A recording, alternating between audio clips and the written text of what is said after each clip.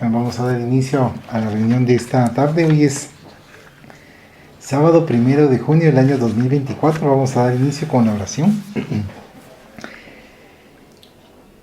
Rogamos al Señor Dios Omnipotente que nos envíe buenos espíritus para asistirnos, aleje a los que pueden inducirnos en error y que nos conceda la luz necesaria para distinguir la verdad de la impostura. Apartar también a los espíritus malévolos, encarnados o desencarnados, que podrían intentar poner la discordia entre nosotros y desviarnos de la caridad y amor al prójimo. Si alguno pretendiese introducirse aquí, hacer que no encuentre acceso en el corazón de ninguno de nosotros. Buenos espíritus que dignáis venir a instruirnos, hacernos dóciles a vuestros consejos, apartarnos de todo pensamiento de egoísmo, de orgullo, de envidia y de celos, inspirándonos indulgencia y benevolencia para nuestros semejantes presentes y ausentes, amigos y enemigos. Haced, en fin, que en los sentimientos de que nos sintamos animados reconozcamos vuestra saludable influencia. Dad a los médiums a quienes encarguéis de transmitirnos vuestras enseñanzas la conciencia de la santidad del mandato que les ha sido confiado y de la gravedad del acto que van a cumplir, con el fin de que tengan el fervor y el recogimiento necesario. Si en la asamblea se encontrasen personas que fuesen atraídas por otro sentimiento que no sea el del bien, abrid sus ojos a la luz y perdonarles así como nosotros les perdonamos, si vinieren con malas intenciones. Rogamos especialmente al espíritu de Genaro Valladolid, nuestro guía espiritual, que nos asista y vele sobre nosotros. Que así sea. Estamos leyendo el libro Camino, Verdad y Vida, y por el espíritu de Manuel y dictado al medium Francisco Cándido Javier. Hoy nos tocará el numeral 156, página 329. El título es Intuición. Porque nunca la profecía fue producida por voluntad humana, sino que los santos hombres de Dios hablaron inspirados por el Espíritu Santo. 2 Pedro 1:21. Todos los hombres participan de los poderes de la intuición. En el divino tabernáculo de la conciencia, y todos pueden desarrollar sus posibilidades en ese sentido. En el dominio de la elevación espiritual, no son fundamentalmente necesarias las grandes manifestaciones fenoménicas de la mediunidad para que se establezcan movimientos de intercambio entre los planos visible e invisible. Todas las nociones que dignifican la vida humana vinieron de la esfera superior, y esas ideas ennoblecedoras no se produjeron por voluntad humana, porque los razonamientos propiamente terrestres siempre se inclinan hacia la materialidad en su arraigado egoísmo. La revelación divina, significando lo que la humanidad posee de mejor, es cooperación de la espiritualidad sublime, traída a la gente por los colaboradores de Jesús a través de la ejemplificación de los actos y de las palabras de los hombres rectos que, a golpes de esfuerzo propio, quiebran el círculo de bajezas que lo rodea, tornándose instrumentos de renovación necesaria. La facultad intuitiva es una institución universal. A través de sus recursos recibe el hombre terrestre las vibraciones de la vida más elevada en contribuciones religiosas, filosóficas, artísticas y científicas, ampliando conquistas sentimentales y culturales, colaboración esa que se verifica siempre no por voluntad de la criatura humana, sino por concesión de Dios. ¿Algún comentario de la intuición? Creo que era lo que habíamos comentado, creo que la semana pasada, creo yo, ¿verdad? Así que la intuición que la tenemos en la propia conciencia, ¿no? En la propia conciencia escuchamos esa voz, esa intuición que nos están hablando, y en la medida que estamos nosotros con buenos pensamientos, estamos nosotros teniendo buena faja vibratoria para que los hermanos espirituales se convivan con nosotros a través de nuestra propia conciencia, ¿no? Sí. ¿Intuición para ti? Yo siento que aquí tal vez, o sea, me causa duda porque estaba diciendo que era como un acercamiento divino, algo así, que era como un don divino, perdón. Ajá. Y me recordé, o sea, de Nostradamus, que era como y aparte decía que los profetas no era algo así como de algo característico humano, sino algo, una característica divina, algo así. Entonces me da como la duda tal vez de que pueden ser tomados tanto como mensajeros de Dios o como representantes de Dios, porque si le están dando esa acepción divina, están diciendo, o sea, le están otorgando a características divinas, ¿no? Entonces la gente lo puede tal vez como interpretar de otra forma. De hecho, se interpreta de esa otra manera que tú mencionas, porque como en la religión católica no se va a mencionar nunca que va a haber una ascensión a través de diferentes encarnaciones, sino que hay alguien, un ser superior, porque Dios lo creó superior, en la mentalidad de la religión católica. Mientras que nosotros vamos aprendiendo que es evolutivo, conforme vamos ascendiendo en cada una de las encarnaciones, entonces vamos escalando para llegar a un punto de perfeccionamiento. Pero dentro de lo general, pienso yo que nos va ayudando a que sí ha existido y existe esa comunicación por parte del mundo espiritual. Entonces ellos lo toman solo como seres superiores. Pero nosotros sabemos que incluso no seres tan superiores nos podemos tener esa comunicación con ellos. Querido René, Osvaldo, Solo que, o sea, como tal, intuición con ser profeta, creo que hay mucha diferencia. Porque, o sea, intuir no necesariamente te dice que algo va a pasar. En cambio, profeta tiene un poco más de certeza que va a pasar. Profecía. Y aparte, intuición viene de instinto. Y el instinto se supone que es algo primitivo. Entonces, ¿cómo le vas a decir algo, digamos, primitivo que tiene características divinas? Sí, también. Muy bien. Señoría. Bueno, muchas gracias por sus comentarios. Vamos a continuar con la lectura en el numeral 157. Haz eso y vivirás. Y le dijo, respondiste bien, haz eso y vivirás. Lucas 10:28. El caso de aquel doctor de la ley que interpeló al maestro sobre lo que le competía hacer para heredar la vida eterna, se reviste de gran interés para cuantos procuran la bendición del Cristo. La palabra de Lucas lo explica muy bien. Jesús no se sorprende con la pregunta y, conociendo la elevada condición intelectual del consultante, indaga acerca de su concepción de la ley y le hace sentir que la respuesta a la interrogación ya se hallaba en él mismo, esculpida en la tabla mental de sus conocimientos. Respondiste bien, dice el maestro, y agrega, haz eso y vivirás. Semejante afirmación se destaca singularmente porque el Cristo se dirigía a un hombre en plena fuerza de acción vital, declarando sin embargo, haz eso y vivirás. Es que el vivir no se circunscribe al movimiento del cuerpo ni a la exhibición de ciertos títulos convencionales. Se extiende la vida a esferas más elevadas, a otros campos de realización superior con la espiritualidad sublime. La misma escena evangélica se repite diariamente en muchos sectores. Gran número de aprendices, plenamente integrados en el conocimiento del deber que les compete, tocan pidiendo orientación de los mensajeros divinos acerca de la mejor manera de actuar en la tierra. Pero la respuesta está en ellos mismos, en sus corazones que temen la responsabilidad, la decisión y el servicio duro. Si ya fuiste bañado por la claridad de la fe viva, si fuiste beneficiado por los principios de la salvación, ejecuta lo que aprendiste de nuestro divino Maestro. Haz eso y vivirás. Sí, porque no basta con que sea teoría, ¿verdad? Sí. Eso le está diciendo, ¿cómo se llama el maestro? ¿Va? Que puede uno tener mucha teoría, pero ¿qué sirve la teoría si no la aplica uno en su propia existencia, en su propia vida? ¿Verdad? Y le dice, bueno, tienes razón, man. Haz eso que me estás diciendo y vivirás. ¿Va? Porque ¿qué sirve tener tanta teoría si no lo aplicamos a nuestra propia vida, nuestra propia existencia? Entonces él nos está dando o proponiendo, mejor dicho, que actuemos. Y eso comentábamos otra oportunidad, que nos llama a una acción. Dice, por ejemplo, toca y se os abrirá. Uno tiene que actuar. Llama, ¿verdad? ¿Cómo se llama? Y el otro no me recuerdo cómo. Buscad y hallaréis. Busca y encontraréis, ¿verdad? Entonces se requiere también de una acción de parte de nosotros.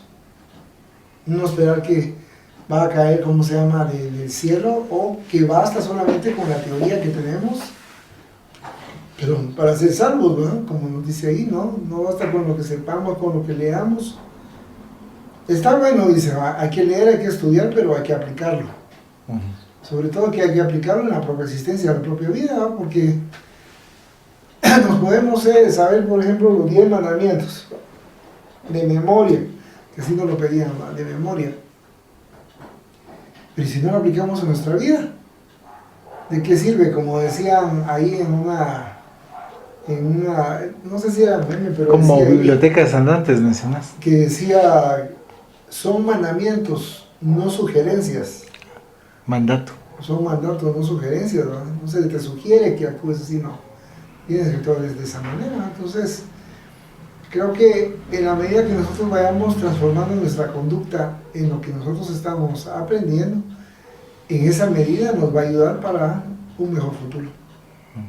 Gracias. Señorita.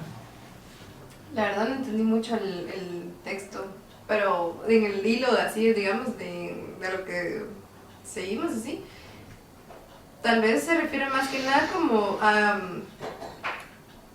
en el sentido, o sea, porque le decía, haz esto y vivirás, en el sentido tal vez como vive tu presente, no vivas en el futuro, o sea, así lo entendí yo, porque digamos cuando te refiere en el haz esto, te está hablando en presente, y vivirás ya está en futuro, entonces tal vez él estaba pensando como que en la vida sí, la vida eterna, la vida después, o algo así, ¿va? Pero en cualquier caso, ya sabemos que hay vida eterna, solo que no corporal, sino espiritual. Entonces tal vez se refería como a enriquecer esta vida con buenas acciones, o sea, digamos, esta vida terrestre, para tener esos conocimientos de por vida. Entonces algo así medio... Sí, hay una parte acá donde dice en la lectura que hay muchos que tienen bastante conocimiento jóvenes, pero dicen, no, voy a preguntar qué debo de hacer. ¿Por qué? Porque no asumen el reto de tomar sus propias decisiones. Ajá, eso también puede ser, que tenga miedo de afrontar, o sea, Hay de muchos. tomar la batuta de su vida, digamos. Y de hecho eso es lo que nos va a ayudar posteriormente para poder tomar las decisiones y obviamente también sabemos que nos están guiando para hacerlo mejor. Sí, porque digamos, por lo menos ahora la mayoría de las generaciones, o sea, digamos, en su mente ya saben qué hacer, pero necesitan que alguien les diga que están... Un empujón. No, que eso es lo que tienen que hacer. Perdón. Porque suponete en algunos como clases, se podría decir, o sea, digamos, tú ya sabes, por ejemplo, yo te puedo poner en el contexto de la UBA, hay veces que ellos mismos ya tienen la respuesta a unos casos que nos plantean en el examen y todo, pero, digamos, le preguntan a otros que se sabe que son más pilas, suponete, porque toman más el ánimo de opinar, que les dicen, pero mira, y si hacemos esto, o sea, como sugerencia para que la otra persona diga, no, sí, esa es la respuesta, pero tú ya la tenías. O sea, es como cabal, lo que te dices, como un empujón. Sí, pueden haber dos cosas con lo que sí, tanto puede ser como que necesite validación de una persona externa, como que puede ser manipulación, pero eso ya es otro tema. Yo había entendido este capítulo como, o sea, más que nada de lo que uno hace en la vida, pues, por ejemplo, o sea, haz esto y vivirás, o sea, yo lo tomé como, o sea, hay muchas personas que son multifacéticas o que se la pasan viajando por el mundo y otras personas que se quedan estancados ahí o no hacen lo que quisieron hacer de pequeños. Entonces, yo entendí esto como que una persona que hace lo que quiere vivirá más feliz. O sea, una persona que viajó por el mundo y eso era lo que quería, al final no va a arrepentirse de nada en esta vida. En cambio, la persona que no realizó sus sueños, que se estancó ahí, porque no tuvo el valor para superar el miedo de pequeño y ahí hacer lo que quería o por distintas cosas, no sé, le va a costar más al desligarse de esta vida, decir, salí bien. Entonces, o sea, sin remordimientos. Sin remordimientos, o sea, yo lo entendí como, por ejemplo, si tú querés ser gigante como empresario, ahí, o sea, es un sueño que uno tiene, puede tener uno, pero nunca quisiste invertir, así nunca investigaste sobre cómo empezar así tu emprendimiento, cuando termines la vida, no la vas a haber vivido.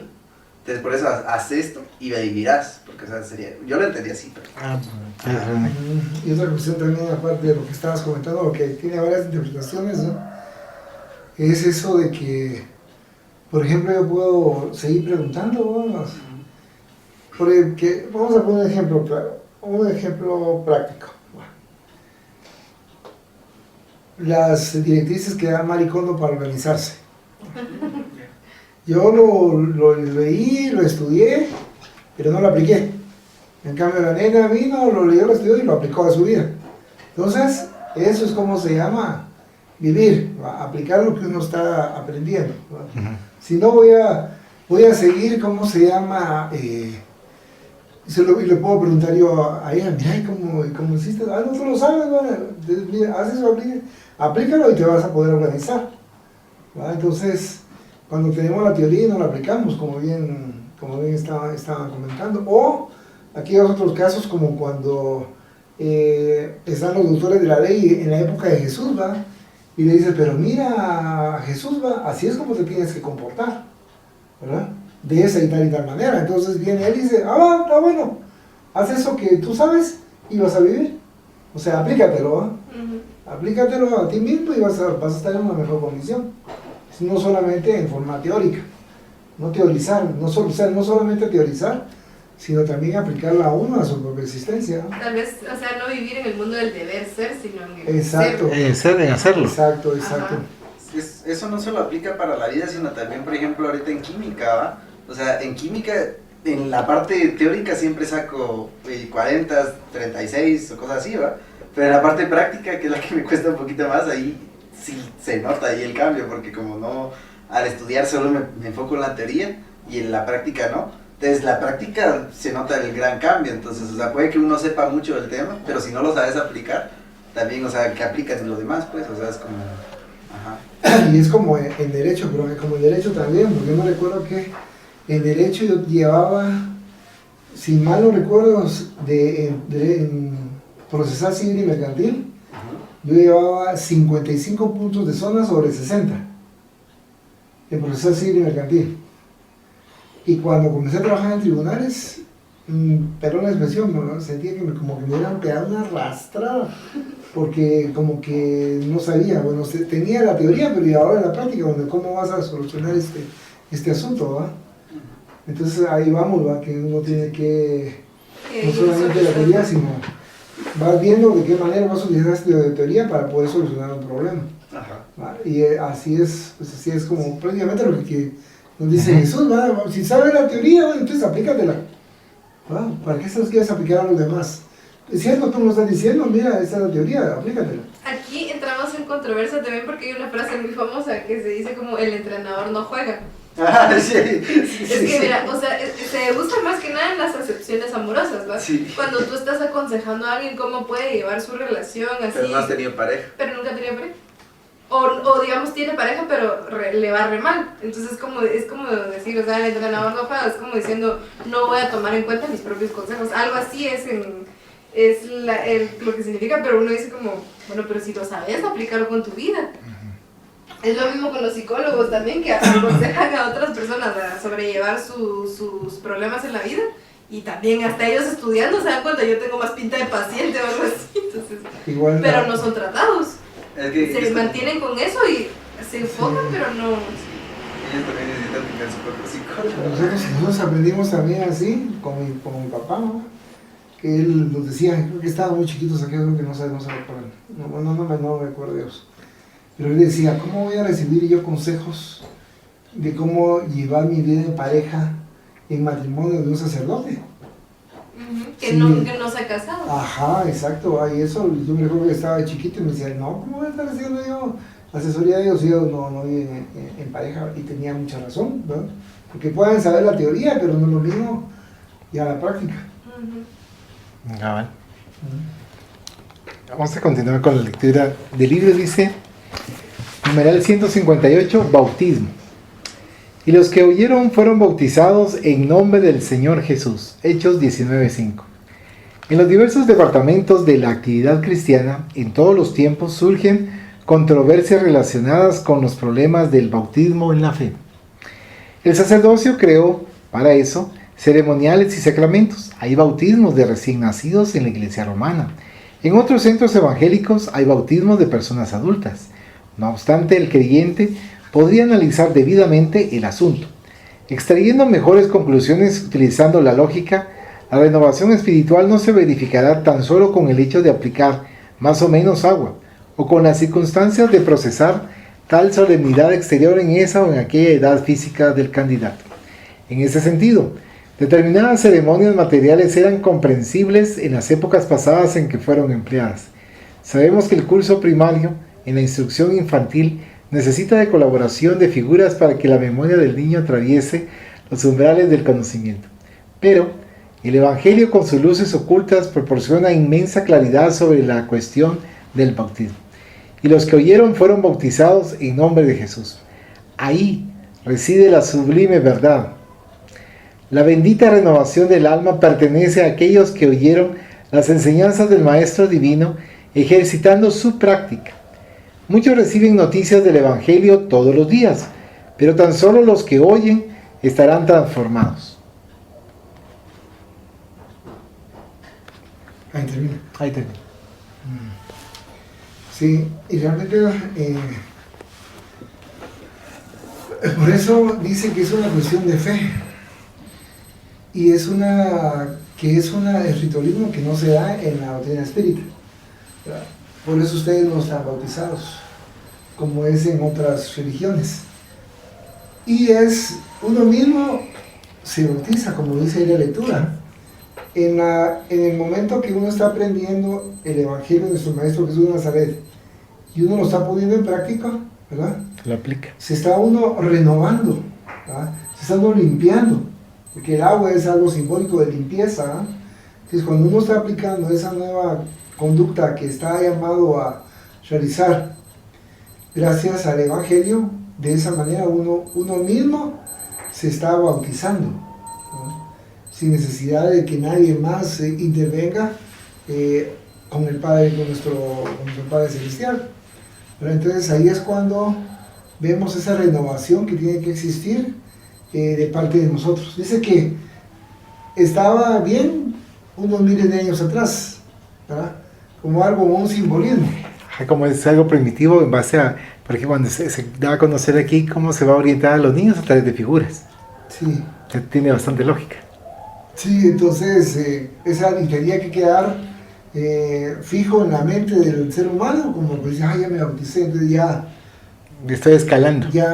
Ajá, sí, estoy escalando, ya me limpié y otra persona que era representante de Dios en ese momento, ¿va? Como un sacerdote, lo realiza, como que dice no cualquiera, sino alguien que está facultado para hacerlo.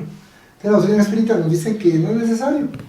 No es necesario que haya un intermediario, no es necesario que sea con agua, sino basta el hecho de uno renovarse internamente y dejar el hombre viejo, ¿verdad?, atrás y uno convertirse en el hombre nuevo, el presente que estaban comentando, ¿verdad?, el presente. Entonces, conforme yo estoy creando ese hombre nuevo, ¿verdad?, y estoy dejando atrás el hombre viejo, en esa medida me estoy renovando, ¿no? Me estoy como bautizando, digamos, de alguna manera, ¿no?, en el sentido que nos dice la lectura. También se le puede dar otro sentido, porque, o sea, digamos, la renovación del hombre como tal, o de la persona, es constante. Digamos, tú puedes decir, yo voy a ser hoy una mejor persona de lo que fui ayer, cada día, solo que como a pasos hormiga. Y luego ya, digamos, por ejemplo, te comparas de hace 5 años, de hace 10 años, y tú dices como, puchica, ¿cómo cambié, va? Entonces ahí te vas dando cuenta también que es progresivo, pero hay otra acepción que le da también la religión católica, y para mí, la verdad, no tiene mucho sentido. Porque dice para limpiarte del pecado o algo así, pero si se supone que no creen en la reencarnación, porque lo hacen desde que son bebés, ¿cómo van a decir? Limpiar el pecado. Ajá, porque un bebé que nace, que yo sepa, nacer no es un pecado. O sea, que yo sepa, no sé. Pero nacen ya manchados según ellos. Ajá, porque aquí viene la cosa, porque son producto del pecado, digamos. Sí. Pero en cualquier caso, no tiene la culpa el bebé, tendría la culpa los dos adultos. Pero el bebé, ¿no? Ya viene la lógica actuando ahí. Exacto. Bueno, yo desde el inicio pensaba que era algo figurativo, y ahorita ya me lo confirmó mi papá con eso, porque es que yo decía, o sea, realmente el bautismo yo creo que se originó también para depurar las malas actitudes, pero se le metió a las personas como un ritual, porque es la forma en que las personas logramos recordar y seguir las cosas. O sea, si nos dicen, es solo para un decir que tú te limpies, que seas mejor persona, las personas se les va a olvidar, esa actitud ya se hubiera olvidado. En cambio, al meter que todos los años, o sea, no todos los años pues, pero cada que a cierta edad, o sea, que está la primera comunión, creo que te vuelven a bautizar, creo, o no sé. Confirmación después. Algo así, confirmación, no sé. La cosa es que cuando pasan los años te hacen reafirmar que te estás depurando. Entonces, esto es una actitud que hace que el humano siga pendiente de sus buenos actos, se supone.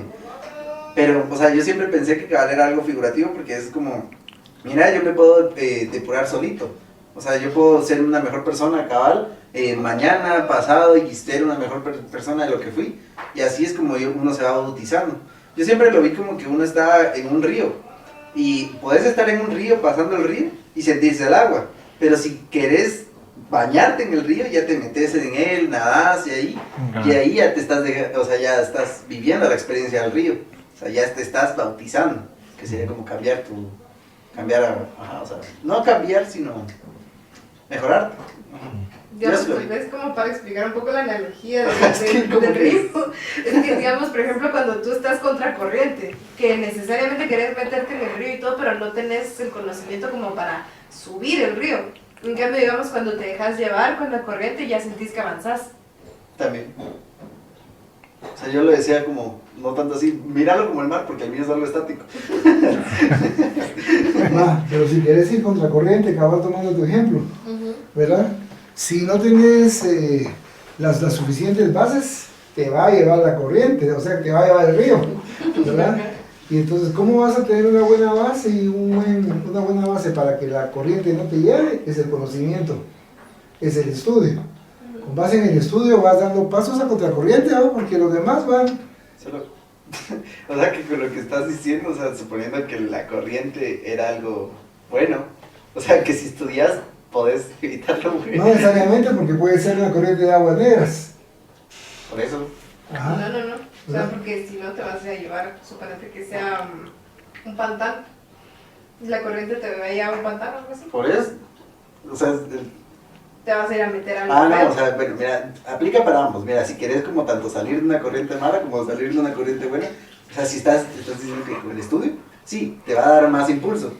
Pero si lo miras desde la corriente buena, estás diciendo que... Sí, depende del punto de vista. Ajá, porque si se mira como una corriente negra, tiene sentido, estás con bases, así, mejorándote y salís. Sí. Pero como la otra, o sea... Sí. O sea, como solo, o sea, es que está bien la analogía, pero me gustaría saber cómo la puedes cambiar para esto. Tal vez si viendo como en el mar, es cuando estás a la deriva, que no avanzas en ningún punto de... ya.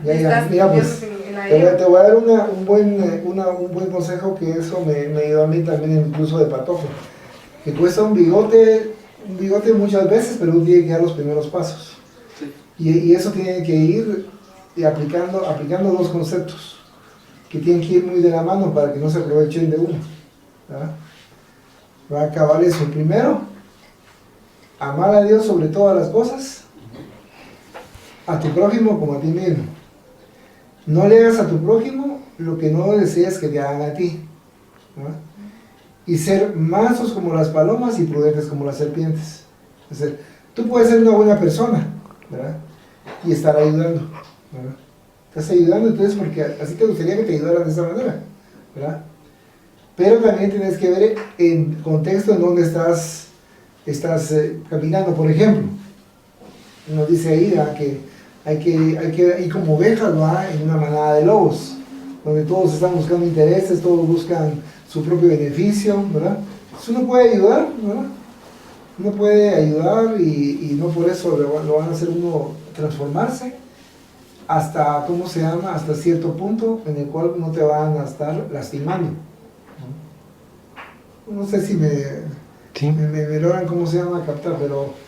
Pero es que si no quieres que te lastimen, lo ideal, siendo oveja, salís de la manada de los... Sí, pero de todas maneras... No, porque las ovejas se protegen en manada. Sí, pero él dice que te mando como oveja dentro de una manada de lobos, algo así creo que dice algo así, algo así no me recuerdo, ¿va?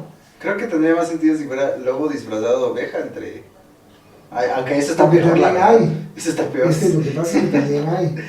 Pero digamos, Sí, eso está peor. uno, en la medida que, por ejemplo, vas actuando conforme te gustaría que actuaran contigo, ¿verdad? Esa es una buena medida de uno ir mejorando, ¿verdad? Y cada día lo vas actuando así, cada día te vas mejorando.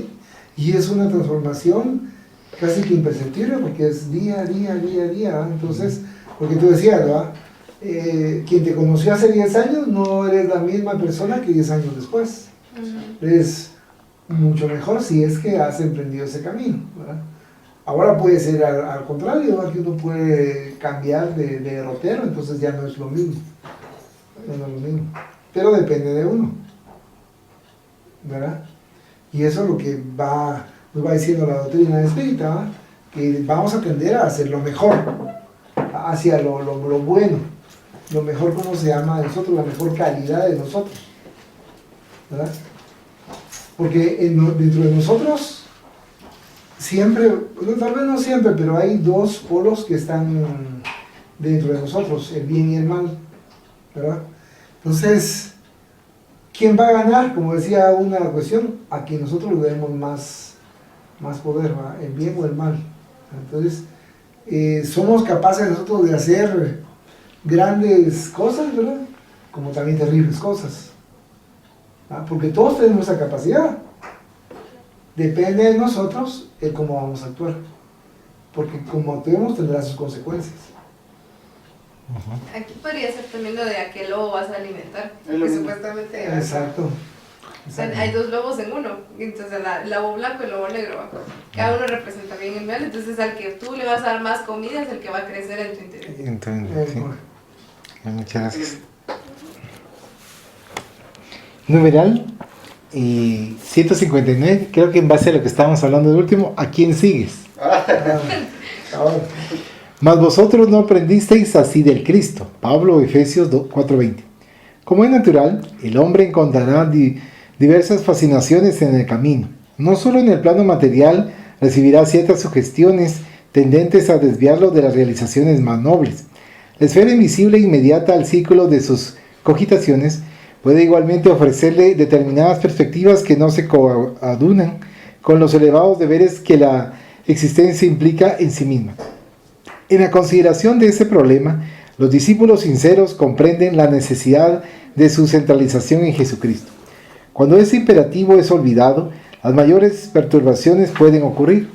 El aprendiz poco centrado en las enseñanzas del maestro cree que puede servir a dos señores y a veces llega a admitir que es posible atender a todos los desvaríos de los sentidos sin perjudicar la paz de su alma. Se justifican para ello en doctrinas nuevas, hijas de las novedades científicas del siglo, se valen de ciertos filósofos improvisados que confieren demasiado valor a los instintos. Pero, llegados a ese punto, prepárense para los grandes fracasos, porque la necesidad de edificación espiritual permanece viva y cada vez más imperiosa. Podrán recurrir a los conceptos de los pretendidos sabios del mundo, pero Jesús no enseñó así. ¿A quién sigues? Sí, aquí hay que tener algo bien presente, ¿verdad? Porque lamentablemente a nosotros nos han enseñado, por lo menos en la religión católica, ¿verdad?, que el tener plata no está bien, ¿verdad? Que tener plata no está bien porque nos dice que es más fácil que entre ¿qué? La tentación. ¿Qué manda? La tentación, ¿no? No la tentación. Bueno, sí, pues está la tentación, pero nos dicen que es más fácil que entre el pelo en la aguja de un cabello, en una aguja, ¿va? Pero están diciendo prácticamente que es imposible que una persona que tiene dinero vaya a poder entrar al reino de los cielos, ¿no? Entonces nos está limitando y nos está diciendo ustedes confórmense siendo pobres, ¿no? Entonces nos están dando un esquema mental de pobreza, ¿verdad? Y después nos vamos al otro extremo, ¿verdad? Al otro extremo donde hablan de la prosperidad. Entonces nos hablan que uno tiene que, ¿cómo se llama? Bueno, pero esto es para una parte del protestantismo, que nos dice que a Dios hay que, ¿cómo era la cuestión? Hay que llevar la Biblia, decía, para aprender su palabra, y hay que llevar la chequera para adorarlo, ¿verdad? Entonces, vemos nosotros ahí cómo está, cómo se llama, cambiado. Manipulado. También. ¿Cómo? Manipulado. Y está manipulado, ¿verdad? Como el famoso diezmo también de que se le va a entregar el 10% a Dios, cuando Dios es dueño de todo, ¿verdad?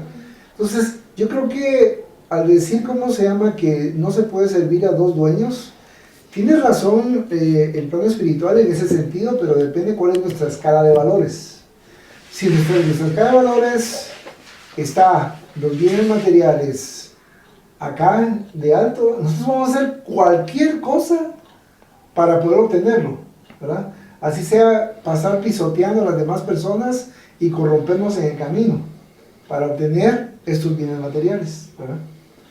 Eso es cuando el valor más alto es eso. Pero podemos tener otro valor más alto, que puede ser el valor de... ¿Qué valores podríamos decir? Valores morales como honestidad, ¿verdad? Entre otros. Honradez. Honradez, gracias mucho. Honestidad, honradez. Pero ¿qué pasa? Uno puede llegar a tener riqueza, ¿verdad? Desde el punto de vista de la doctrina, ¿cómo se llama? Espírita, así. Puede llegar a tener uno sin que ese sea el valor más alto del espírita. Porque recordemos que la doctrina espírita nos dice que es bueno tener dinero, ¿verdad? O sea, no es bueno tener dinero en el sentido de satisfacer las necesidades. Porque si no tengo dinero, yo no puedo pagar la luz, yo no puedo pagar el agua, yo no puedo pagar el gas, yo no puedo pagar la comida, yo no puedo pagar los satisfactores para poder sobrevivir, ¿verdad? Entonces, desde ese punto de vista es necesario el dinero, ¿verdad? Y también Jesús nos dijo que tampoco íbamos a ser acumuladores, ¿verdad? Íbamos a estar acumulando y acumulando, más bien, sino nos habla de una vida simple, vivir simple. ¿Qué era lo que tenía Jesús? Tenía su manto y un par de sandalias, ¿verdad? Eso tenía él y nos enseñó, miren, eso no necesitamos tanto, no necesitamos, por decirles algo, 60 camisas, ¿no? Un ejemplo burdo, ¿va? 35 pantalones, 35 pares de zapatos, ¿no? No necesitamos eso, pero sí necesitamos zapatos, ¿verdad? Por lo menos aquí en la capital, Sí. para poder nosotros... ¿Y cómo vamos a obtener los zapatos? A través de ¿qué? De recursos, ¿verdad? Puede ser de diferente manera, puede ser a través de trabajo, ¿verdad? Entonces yo trabajo y tú te doy zapatos, ¿no? Pero normalmente nos dan dinero por el trabajo, ¿verdad? Y a través, ¿cómo es aquí? Eso lo estás viendo tú, mira, ¿no? Entonces, a través de eso, entonces uno puede satisfacer necesidades. Cuando te da el dinero, compro mis zapatos, compro mi pantalón, compro mi comida y puedo satisfacer necesidades, ¿verdad? Entonces, desde ese punto de vista, es necesario tener bienes materiales, ¿verdad? Para poder satisfacer nuestras necesidades y, desde algún punto de vista, algunas, ¿qué podríamos decir? Gustos, algunos gustos, ¿verdad? Como caprichos, tal vez. No es, bueno, como que, por ejemplo, satisfacciones, sí, gracias mucho. Unas satisfacciones, por ejemplo, ¿qué les digo yo? Me quiero ir a Francia, ¿va? Y te vas y te vas a París y regresas y ya fuiste allá a Europa, ya conoces una parte. Es un gusto. No era, ¿cómo se llama? Algo necesario, pero te dices el gusto, ¿va? Y está bonito. Está bonito y está, ¿cómo se llama? Permitido. Es permitido, ¿va? Pero vamos al hecho de que lo lograste a través del trabajo o del esfuerzo, a través de también una buena educación financiera, ¿verdad? Que eso es lo que nos va a ayudar para poder lograr los objetivos, ¿verdad? Sin embargo, en tu vida o en la vida de cada uno de nosotros, ese no va a ser lo que estamos persiguiendo, ¿verdad? Que les digo, por ejemplo, yo, por decirles algo, tengo que tener 10 millones de dólares, ¿va? Y no me voy a morir hasta que yo tenga los 10 millones de dólares, ¿va? Porque hay gente que así piensa. Yo voy a hacer dinero y no me importa lo que tengan que hacer, yo voy a hacer dinero, voy a conseguir dinero, ¿verdad? Entonces, a eso se refiere, ¿cómo se llama? Desde mi particular punto de vista, de que no se puede servir a dos señores, ¿verdad? Pero eso no significa que me voy a olvidar de uno en detrimento del otro, ¿no? Entonces siempre el Señor que vamos a estar siguiendo es, llamémoslo de una manera, la conducta evangélica, ¿verdad? Una conducta moral que nos va a estar siguiendo. Si en algún momento eso riñe en contra de que podamos hacer plata nosotros en un momento determinado, entonces no lo hacemos. Porque entonces, como bien decía Bepucho, así, me vuelvo deshonesto, no me vuelvo, ¿cómo se llama? Correcto. Bueno, Correcto. ajá. Entonces me vuelvo corrupto, ¿no? Entonces ese no es el camino. Sin embargo, en el trabajo puede ser, como hemos platicado en otros momentos, que voy a hacer un proyecto, una construcción y me voy a ganar $50,000, ¿verdad? En los planos que voy a realizar me van a pagar por eso trabajo, entonces ya obtuve, ¿cómo se llama? Esa cantidad de dinero, ¿verdad? Y entonces fue a través de ese camino que llegó eso bien hacia uno, ¿verdad? Y eso no es, pero la expresión, no es pecado. Eso no es pecado, no está reñido, entonces nos van a estar diciendo que no, pero vamos a estar cometiendo una falta porque estamos teniendo ingresos, no. Pero hay que tener eso siempre bien presente, ¿verdad? Los valores es la escala la escala de los valores morales es la que tenemos que perseguir como espíritas, lo más alto, ¿verdad? Sin olvidar que tenemos también, es necesario cubrir nuestras propias necesidades en ese ínterin, ¿verdad? Porque si no hay un desfase. Es como nos dice la literatura, que tenemos que tener conocimiento y moral, ¿verdad? Para ir, ¿cómo se llama? Equilibrando, ¿verdad? Equilibrando la vida. No solamente moral, porque era lo que les decía la vez pasada, yo puedo querer mucho, alguien le está dando un infarto y yo puedo querer mucho ayudar, pero si no tengo conocimiento de cómo hacerlo, se me va a morir, ¿verdad? Pero si yo tengo el conocimiento de cómo ayudarlo y tengo la buena intención, esa moralidad, van de la mano, ¿no? ¿Algún otro comentario? Yo había entendido acá, bueno, no entendí, sino que me recordó este tema a la película Ángeles y Demonios, de la saga de Código Da Vinci.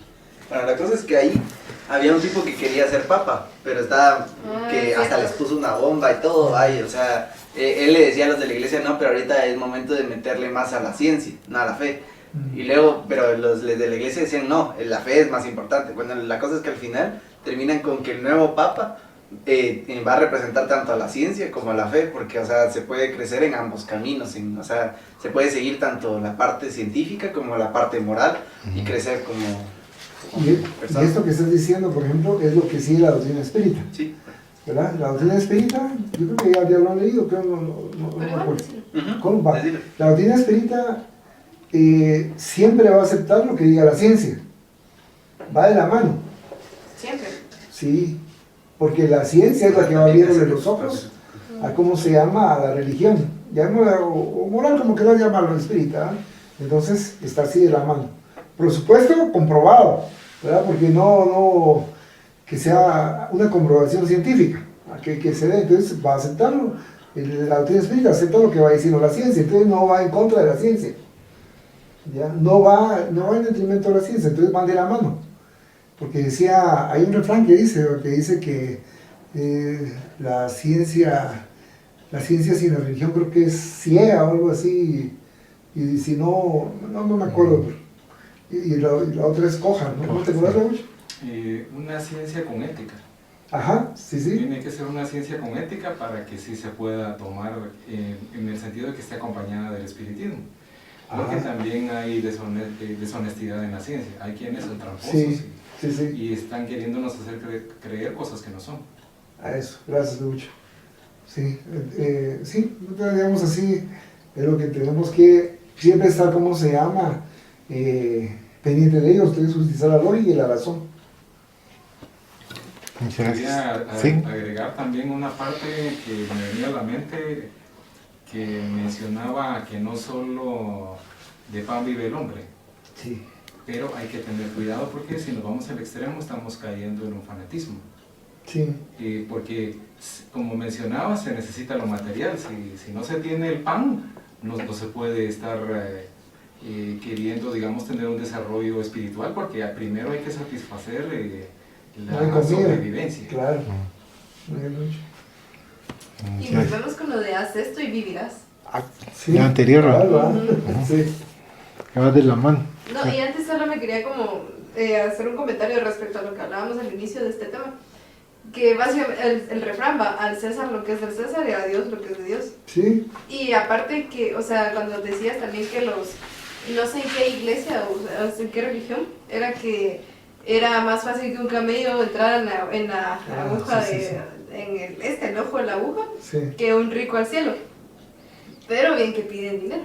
Sí. O sea, a ellos les conviene que uno esté como pobre, digamos, porque así funciona el capitalismo, digamos, si lo querés ver de esta forma.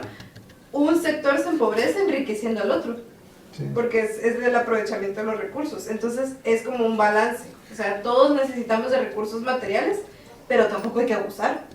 O sea, si bien lo necesitas, también tu prójimo. Sí. Gracias. Dice, numeral 160.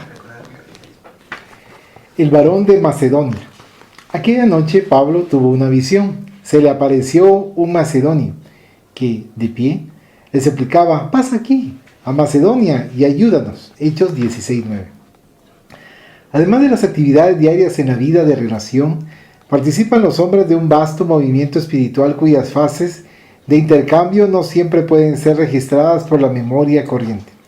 No solo los que demandan el sepulcro se comunican por el proceso de las vibraciones psíquicas. Los espíritus encarnados hacen lo mismo en igualdad de circunstancias siempre que se hallen aptos para estas realizaciones. Llegará un tiempo en que estas posibilidades se generalizan a todos los humanos, percibiendo estos su admirable valor. Por lo demás, eso no constituye una novedad, pues según vemos, Pablo de Tarso, en Troas, recibe la visita espiritual de un varón de Macedonia que le pide auxilio. La narración apostólica es muy clara.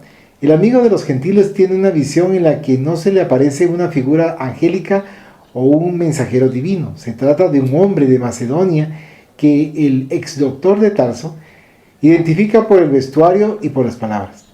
Es de capital importancia recordar semejante acontecimiento para que se consolide en los espíritus sinceros la certeza de que el Evangelio es portador de todas las enseñanzas esenciales y necesarias, sin imponernos la dificultad de recurrir a nomenclaturas complicadas, distantes de la sencillez con la que el Maestro nos legó la carta de redención, en la cual nos pide atención amorosa y no teorías rebuscadas. Esto es el varón de Macedonia. Sí, y realmente, si se dan cuenta, la doctrina espírita es sencilla, es clara, no tiene algo rebuscado de que cómo poder, haciendo la comparación, ¿verdad? La raíz cuadrada de la tal cosa, más la raíz cúbica, más todo eso encerrado en una cuestión, ¿verdad? Así la doctrina espírita, la raíz del seno de no sé qué, del coseno de tal cosa, ¿va? Entonces, para poder llegar a que te dé la respuesta a lo que uno quiere, ¿va? Solo porque te X. Solamente serían los que están capacitándose, ¿va? en esa mente matemática de alguna manera, ¿va? Que van a tener, ahí sí serían privilegiados, pero privilegiados para poder llegarles el conocimiento a ellos. En cambio aquí no, aquí es claro: ama a tu prójimo como a ti mismo, a Dios y a Dios sobre todas las cosas. Están bien sencillas las normas que tenemos que seguir, ¿verdad? No hay que buscarle segundas intenciones, que sacar cabales, no hay que buscarle segundas intenciones a esas normas que son claras, ¿verdad? Son bien clarísimas. A eso se refiere también a la vida espiritual, que tienen que serlo, porque antes no.